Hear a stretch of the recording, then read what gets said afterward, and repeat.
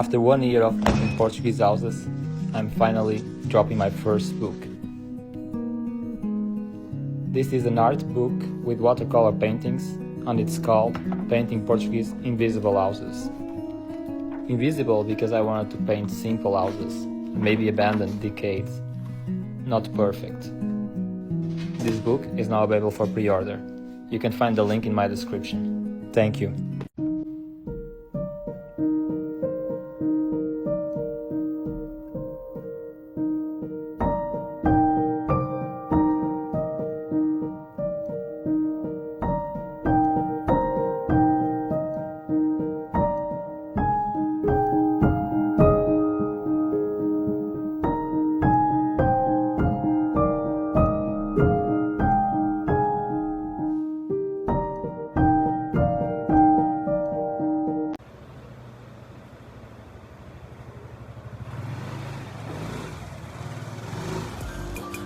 Sagado, pinagpapawisan kahit naka-aircon kwarto.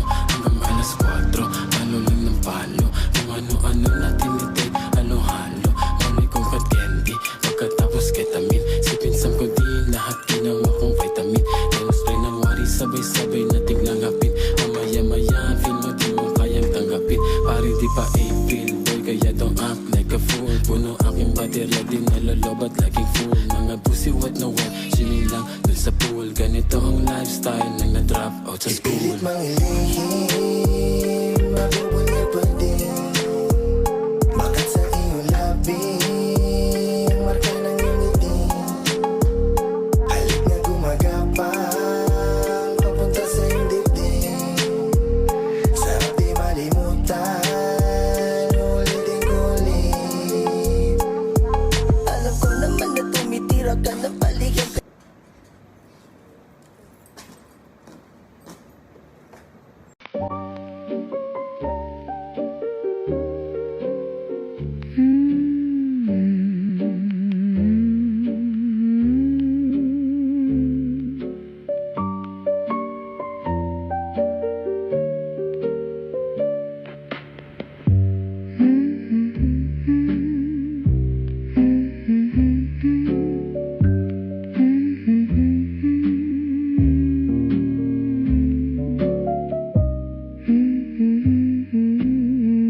Dalan mo ako nung gusto ko bata. Ang binigay sa'yo ng bugaw, 9 years old na 9 bata. years old. Kasi nung tinanong yung bata, sinong unang gumawa sa'yo nito? Tatay ko. Alam mo sabi nung tatay, gusto niya naman eh. Meron kaming story sa GMA pa ako sa investigador. Sa Pangasinan, meron isang, sabi nagbebenta ng prostitution. Okay. Sa Bugaw, nag-ano ako kasi as undercover, dalan mo ako nung gusto ko bata. Ang hindi ko nakalimutan, yung dinala sa akin 12 years old na bata. 9 years old, correction. 9 years old. 9 years bata old pa na bata. Teka lang, sabi mo undercover ka. Nag-undercover ka talaga? Oo.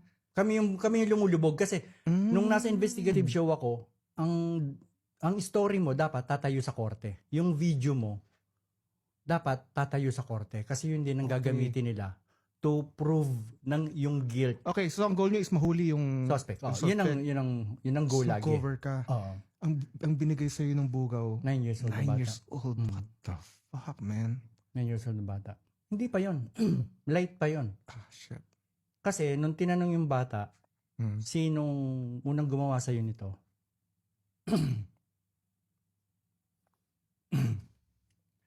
Tatay ko. Sinabi yun, tatay ko. Nahuli namin yung tatay. Alam mo sabi ng tatay, gusto niya naman eh. Adik yung tatay eh. Nagdadrugs yung tatay eh. Hindi ko nakayanan yun. Kinuha ko yung battery ng camera, yung big cam, 1.5 kilos yun eh. Pinalo ko sa mukha. Hindi ko kinaya eh. No, 9 years old, re-raping ka ng tatay mo, tapos ibubugaw ka pa. Driving in your car, I never want to go home because I haven't got one anymore. Take me out tonight because I want to see people and I want to see light. driving.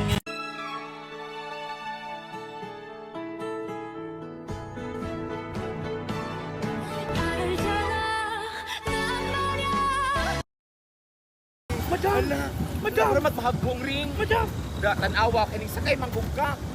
O tanawa ni karon. Madam. Ayun.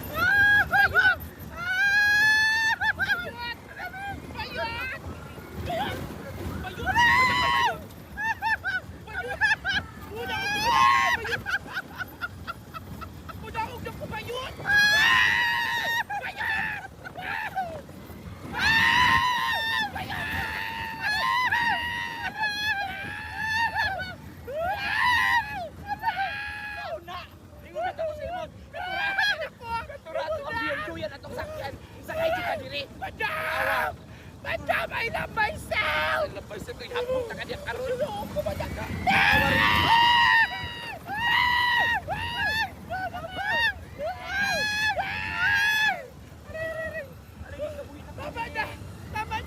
Naku!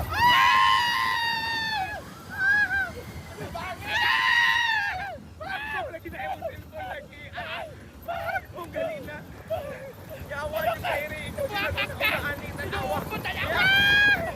Humayaan ni tanawa. Lapit ako bayan. Malami.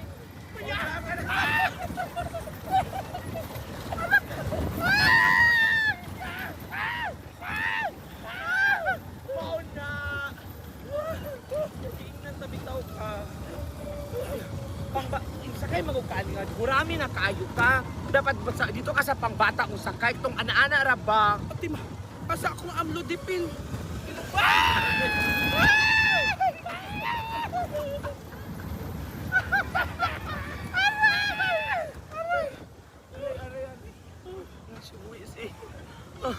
Tinana.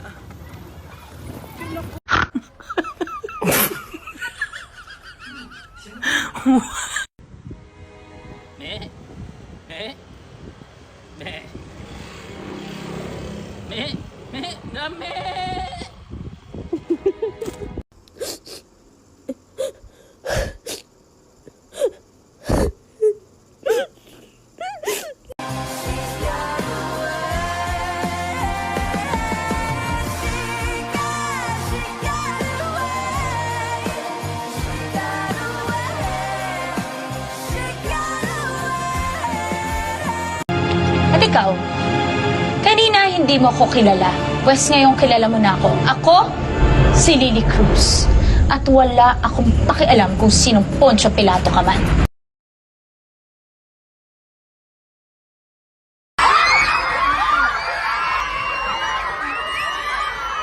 Bantay mo, anak.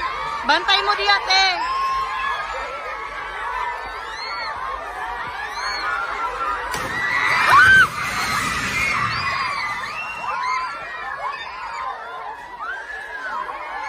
Lingkod lang, lingkod lang. Lingkod lang.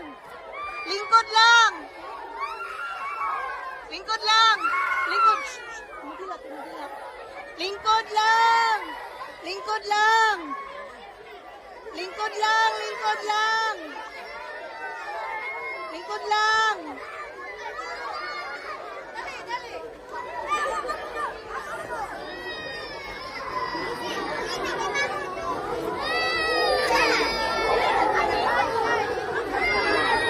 The Chinese tore their documents in half before writing anything on them minus, because that jagged rip creates a unique edge that can never be perfectly copied. Once the contract is written across both halves, the words only align when the exact two pieces are placed together. And to make it even harder to fake, a hand-carved stamp is pressed directly over the tear, so the seal is also split between both sides. To forge this, you'd need identical handwriting, the exact same tier, and a matching stamp all at once. This was ancient China's version of a password, and it worked perfectly for thousands of years. Humingang malalim, pumikit na muna. At baka sakaling namamalikmata lang. Ba't nababahala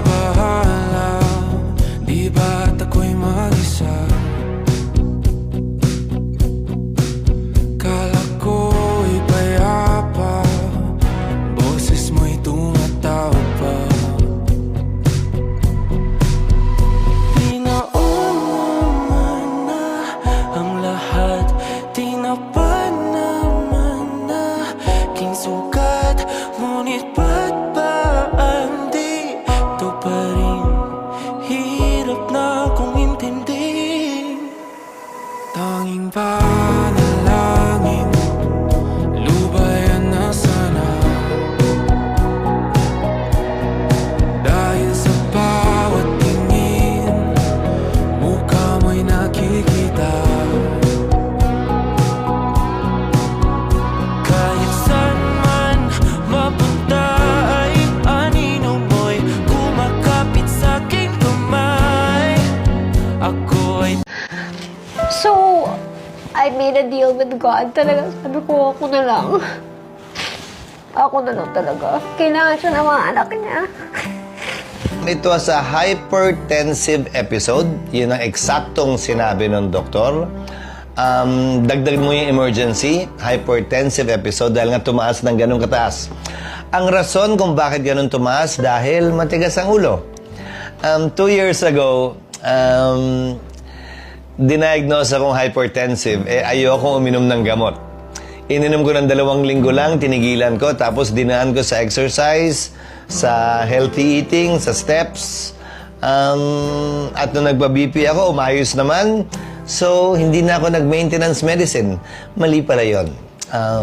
So, nung nag-maintenance medicine ako, automatic, na-stabilize ang blood pressure ko. Now, I'm at 110/80. Anumang oras ng araw. What did you get Rengoku for his birthday? I got him a kitten. Really? Me too. I also got him a cat. Looks like we had the same idea. Kilmei, please tell me you didn't get Rengoku a cat as well. I got him a kitten. This is the best birthday ever! Inibig ng tunay.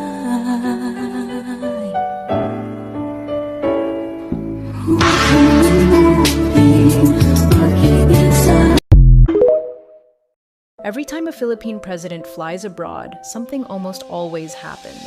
Suddenly, we hear massive numbers, billions in investments, thousands of jobs, big headlines.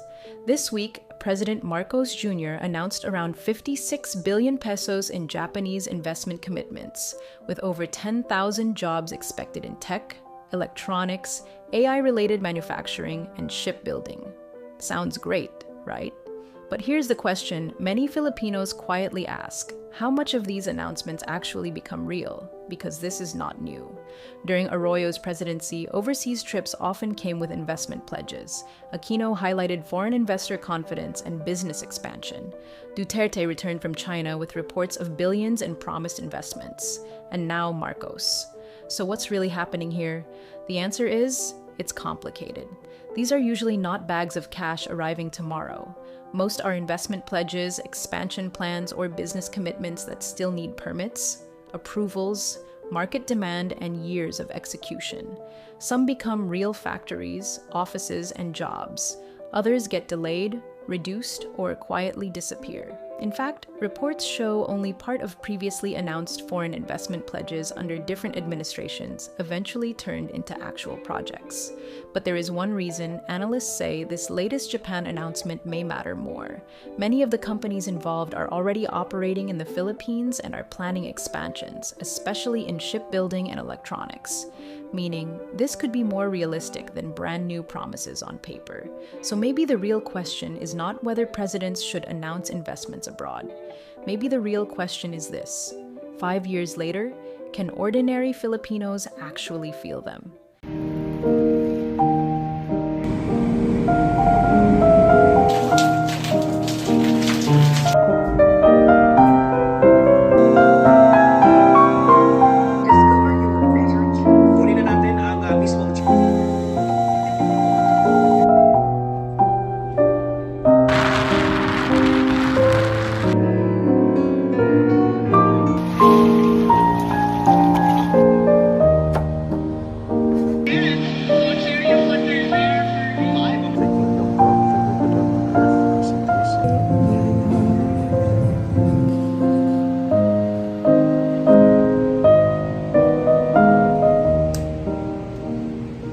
如果以后我变老、变胖了，你会离开我吗？""不会。""真的？""真的。""主要是存款都在你那儿。 I felt real good when I got in one night to an Uber and I was leaving precinct. And I was like, I thought he was flirting with me. And then he tells me he's blind. And I was like, I'm offended. Wait a minute. And then He's driving. it hit me. How are you driving? My Uber driver was blind. Listen, a compliment's a compliment. Honey, it's I'll 2026. take it. You're a Listen. woman of an advanced age. Hey, no, I'm not. Okay. Morning, children. Good morning, teacher Judy. Good morning, classmates. And now what? I'm glad to